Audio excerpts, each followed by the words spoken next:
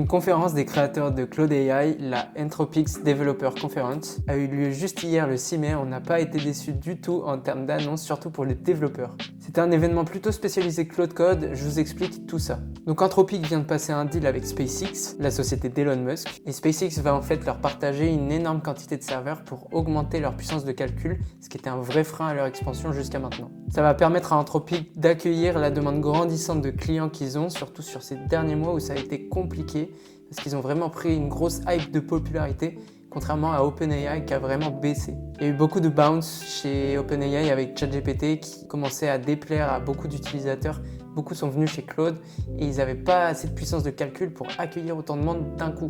Du coup, je vous explique les vrais gros impacts sur vous dans votre vie. La plus grosse annonce clairement, c'est que la limite de session de 5 heures double pour tous les plans, donc Pro, Max, Team et Entreprise. Ça c'est vraiment banger, parce que c'était vraiment le truc qui me manquait. On essayait tous de trouver des tips, des techniques pour essayer de passer autour de cette fameuse limite des 5 heures là, c'était frustrant en fait. Donc on parle bien de cette limite là qui va être doublée, alors que celle-ci ne va vraiment pas bouger pour l'instant. On verra à l'avenir si elle est amenée à bouger, mais pour l'instant, pas de nouvelles à ce niveau-là. Une autre nouvelle quand même très importante, c'est qu'avant, pendant les jours de semaine, donc entre 5 et 11 heures et entre 1h et 7h de l'après-midi, vous aviez les sessions de 5 heures qui étaient raccourcies. Donc c'est vraiment pendant les horaires de bureau où vous pouviez utiliser moins de tokens pendant ces sessions.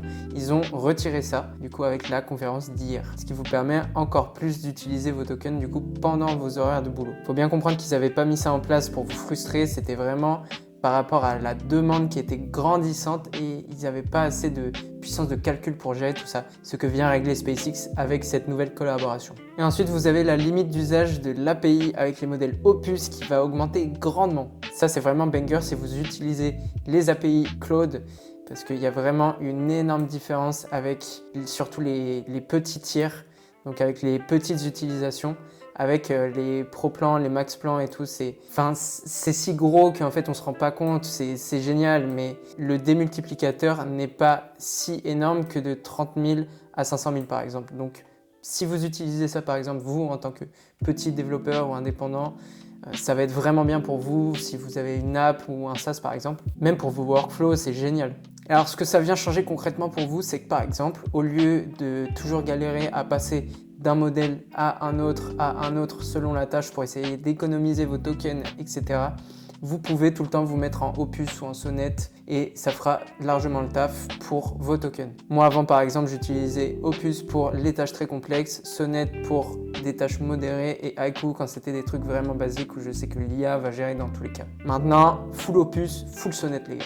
Je me casse plus la tête et la plupart du temps, je vous cache pas que Opus il est vraiment chaud. Ensuite, vous allez pouvoir tester de nouveaux workflows plus puissants, c'est-à-dire que la limite d'utilisation maintenant qu'elle est augmentée, vous allez pouvoir faire de grosses automatisations et ça c'est vraiment cool. Si par exemple avant vous aviez des workflows qui allaient scraper le web, qui allaient chercher d'autres informations, qui allaient lire tous vos dossiers, vous pouviez peut-être atteindre votre limite de session en 2 ou 3 utilisations. Maintenant, vous allez pouvoir les lancer peut-être 6, 7 fois, voire même faire des automatisations beaucoup plus optimisées, chose qui n'était pas possible avant. Et enfin là, c'est plutôt pour Claude Code, vous allez avoir une fenêtre de contexte beaucoup plus grande et vous allez pouvoir lui donner beaucoup plus d'informations d'un coup. Vous pouvez lui donner toute une code base plutôt que lui donner juste, par exemple, une branche ou deux de tout votre code. Vous pouvez lui rajouter de la documentation en plus, des skills en plus, des MCP, alors qu'avant, vous étiez quand même plutôt limité, clairement.